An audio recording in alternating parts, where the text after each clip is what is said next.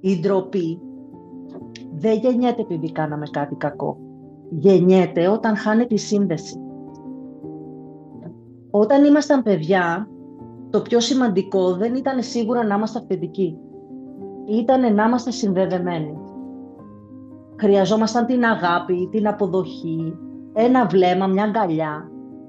Και έτσι, όταν κάτι από μας δεν χωρούσε, είτε αυτό ήταν ο θυμός μας, η λύπη μας, η έντασή μας, οι ανάγκες μας, δεν μπορούσαμε να πούμε ότι ξέρεις τι γίνεται, οι γονείς μου δεν αντέχουν αυτό το κομμάτι μου. Αυτό ήταν πολύ επικίνδυνο.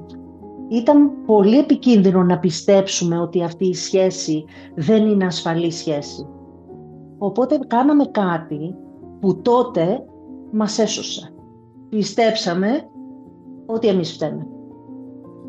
Αν η μαμά απομακρυνότανε, αν ο μπαμπάς θύμωνε, αν δεν υπήρχε τρυφερότητα, το παιδικό μυαλό έβγαζε το πιο ασφαλές συμπέρασμα που μπορούσε να βγάλει.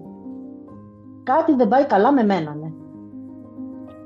Είναι αβάσταχτο για ένα παιδί να σκέφτεται ότι δεν αγαπιέται. Οπότε καταλήγει και στο πιο επώδυνο αλλά ασφαλές συμπέρασμα. Δεν αξίζω να αγαπηθώ. Και εκεί γεννιέται η ντροπή. Όχι ως συναίσθημα για κάτι που έκανε, αλλά ως ταυτότητα. Ντρέπομαι για αυτό που είμαι. Και ξέρετε, αυτό είναι τελείως διαφορετικό από το ντρέπομαι γιατί έκανα κάτι. Η βαθιά ντροπή αφορά την ύπαρξη, όχι την πράξη. Και μετά μεγαλώνουμε. Και τι κάνουμε? Κουβαλάμε αυτή την αίσθηση. Κάνουμε τα πάντα για να μην τη νιώθουμε ξανά, γιατί πιστεύουμε πως είμαστε κακοί.